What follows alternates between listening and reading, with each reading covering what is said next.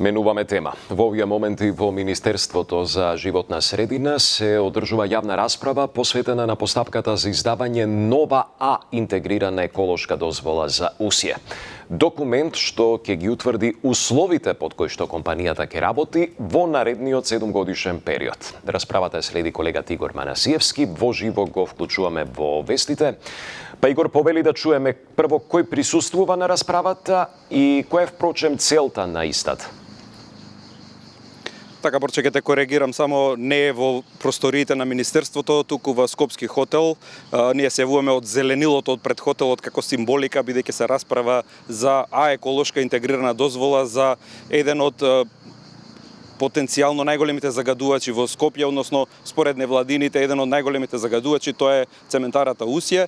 Со ова нова дозвола Усје треба да му се одредат правилата на работа и еколошките стандарди кои треба да ги исполнува во следните 7 години. Расправата, иако најавена како јавна, малку чудно почна на почетокот. Беа замолени медиумите дека нема да можат да ја следат, да ја снимаат јавната расправа, со смешни изговори дека некои од експертите не сакале да бидат снимани, а впрочем дошле на јавна расправа. Откако изреагиравме и кога не ни дозволува и прашања да поставуваме на изјавите, тогаш се смени ставот и сега веќе ја следиме јавната расправа, ја следиме.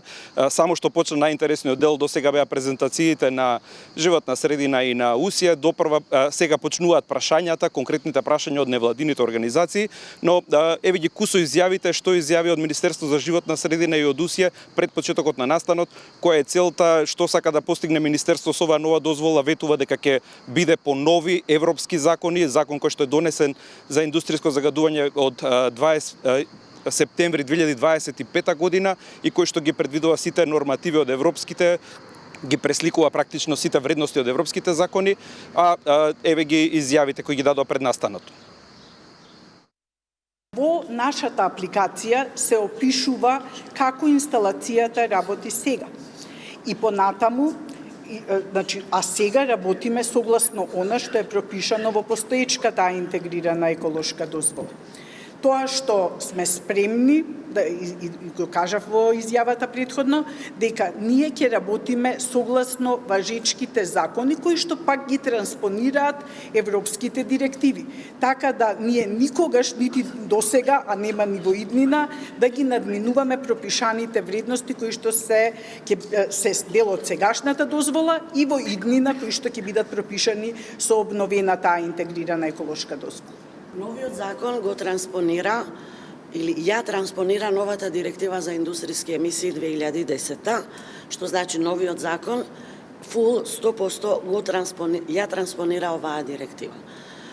Сите услови, сите гранични вредности ќе бидат препишани од БАТ заклучоците, односно документи кои што произлегуваат од бирото на Севилја. Така, на средбата тука представници од иницијативата, граѓанската иницијатива Стоп за Усје се присутни, се очекува и тие да ги кажат своите забелешки, иако велат дека веќе и написмено ги пратиле забелешките, но гледат дека дел ништо практично од тоа што е конкретно и што се главни барања не било прифатено сега за сега.